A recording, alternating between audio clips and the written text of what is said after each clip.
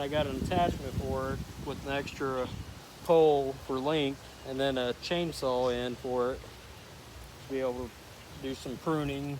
Okay.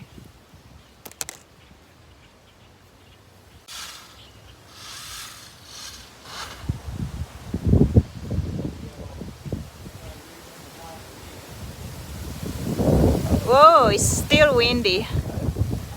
Yeah, the other night when we got these 100 miles per hour winds, see our tree branch fell to the ground.